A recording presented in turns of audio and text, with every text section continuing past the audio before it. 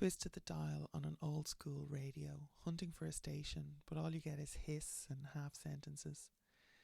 That's what most folk are doing with the Morrigan's messages, drowning in static while wondering why nothing comes in loud and clear. Today, we're going to clear the line. I teach a lot of students, and some of the pains that you have told me about as students in the Morrigan Academy are: how do I know it's not just my own head talking? Or signs pop up and I miss them till it's too late. Hindsight 2020 vision and all that. Or I keep second guessing every crow on a lamppost. Now, you're not alone. I've been there, elbow deep in self-doubt, convinced that the goddess had better things to do than ring my number. So let's sort that. Early Irish fili or poets weren't casually scrolling. They engineered silence so revelation could break through.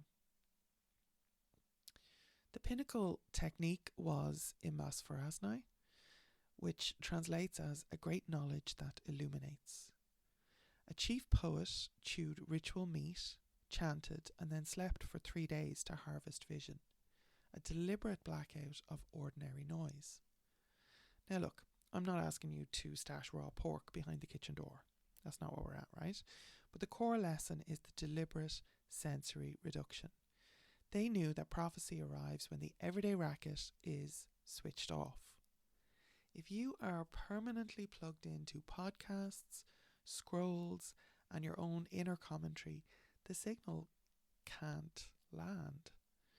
So it's really important to understand that silence is not absence. You're not missing anything by going in silence. Silence creates an active threshold.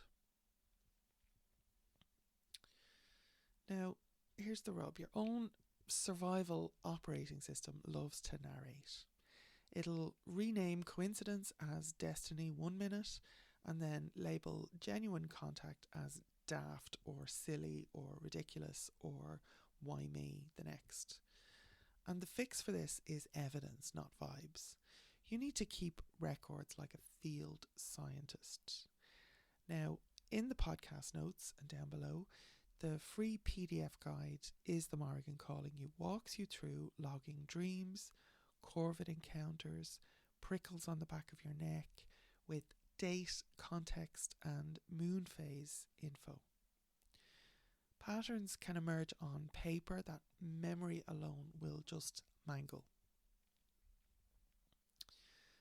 Soon you have a record, and from looking at those patterns you can see, for example, 3 separate data points might cluster, so the same feeling, the same symbol, and like a short time frame, and that's a probable ping, not egostatic. So when they don't, you gracefully bin them and move on. No drama, no wasted alter space. You don't have to worry about it. You are on the hunt for patterns, and the only way you can find those patterns is to keep a record. So think of this as your personal archaeological dig, right?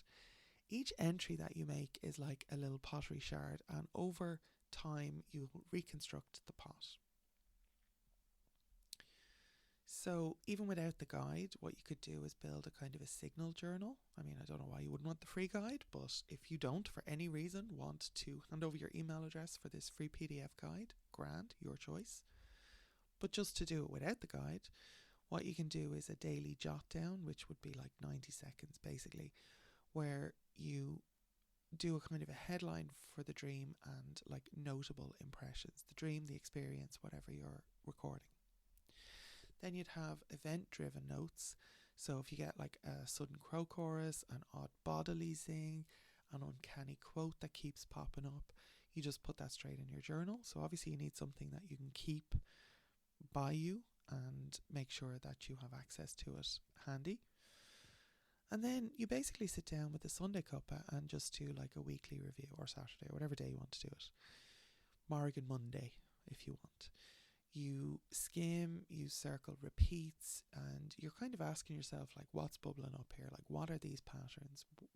pattern recognition, if you're in any way neurodivergent, is very much a helpful skill here.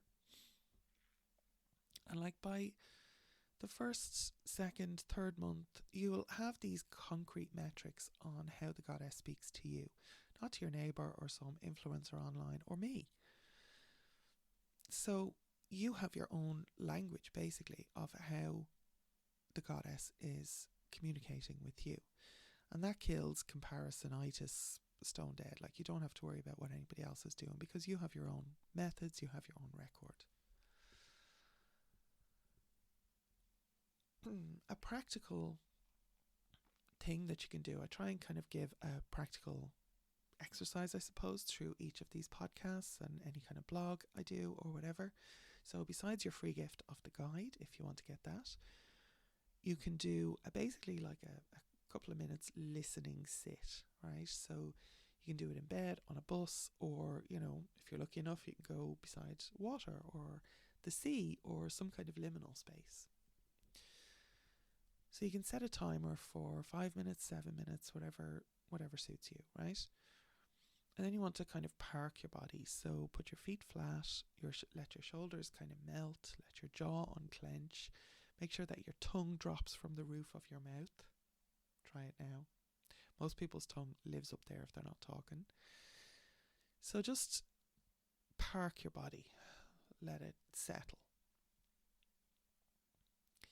Then take in 4 deep breaths. So in for 4, hold for 4, out for 4.